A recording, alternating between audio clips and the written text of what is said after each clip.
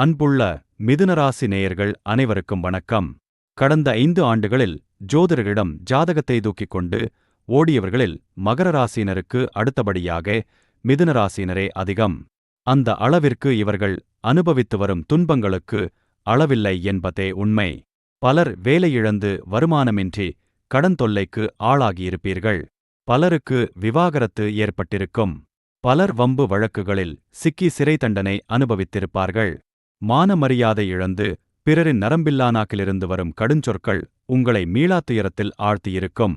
அடக்க முடியாத கோபத்தை உண்டாக்கியிருக்கும். ஏன் உயிர் வாழ்கிறோம் என்ற மனநிலைக்கு தள்ளப்பட்டிருப்பீர்கள். பட்டியலிட முடியாத அளவிற்கு பெரும் துயரங்களை அனுபவித்து வருகிறீர்கள்.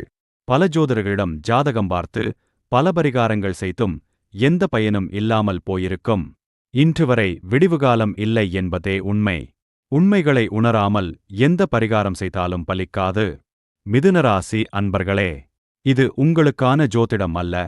உண்மைகளை ஏற்றுக்கொள்ளும் மனப்பக்குவம் மற்றும் கடவுள் நம்பிக்கை கொண்ட அன்பர்கள் மட்டும் வீடியோவை தொடர்ந்து பாருங்கள். பொதுவாக நாம் அனுபவிக்கும் இன்பதுன்பங்களுக்கு காரணம் நம் கர்ம வினையே. இன்பங்களை மகிழ்ச்சியுடன் வரவேற்கும் நாம் துன்பம் வந்தால் துவண்டு விடுகிறோம். நமக்கான துன்பங்களுக்கு காரணம் நம் பாவகர்ம வினையே என்பதை உணர்ந்தாலே கடவுள் கருணை கிடைத்துவிடும். மிதுனராசி அன்பர்கள் அகிலாளும் அன்னை துர்க்கையம்மனுக்கு விரதமிருந்து மனதார நம் பாவங்களை உணர்ந்து அன்னையின் திருப்பாதங்களில் சரணடைந்தால் அன்பின் வடிவமான அன்னை முற்பிறவி மற்றும் இப்பிறவியில் நாம் செய்த பாவங்களை மன்னித்து ஐஸ்வர்யங்களை அள்ளித் தருவாள்.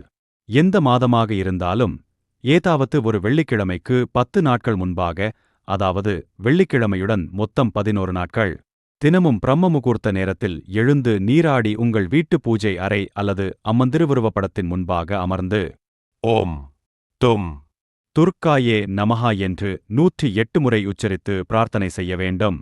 11ஆம் நாள் வெள்ளிக்கிழமை அருகிலுள்ள சிவாலயம் சென்று அன்னை துர்க்கையம்மனுக்கு பட்டாடை சாத்தி வழிபட்டு விரதத்தை முடிக்க வேண்டும்.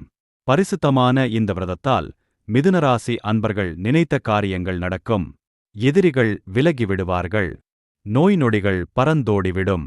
செல்வச் செழிப்பு உண்டாகும். நீண்ட ஆயுள் கிடைக்கும். முற்பிறவி மற்றும் இப்பிறவியில் செய்த பாவங்களனைத்தும் சூரியனைக் கண்ட பனி போல விலகிவிடும்.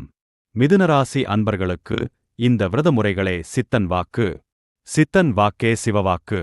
அன்பு மிதுனராசி அன்பர்களே, இந்த வீடியோ உங்களுக்கு பிடித்திருந்தால் சிவவாக்கு சேனலை சப்ஸ்கிரைப் செய்ய மறக்காதீர்கள். அதோடு வீடியோவை லைக் செய்து திருச்சிற்றம்பலம் என்று கமெண்ட் செய்யுங்கள். உங்கள் மதிப்புமிக்க ஆதரவிற்கு மிக்க நன்றி.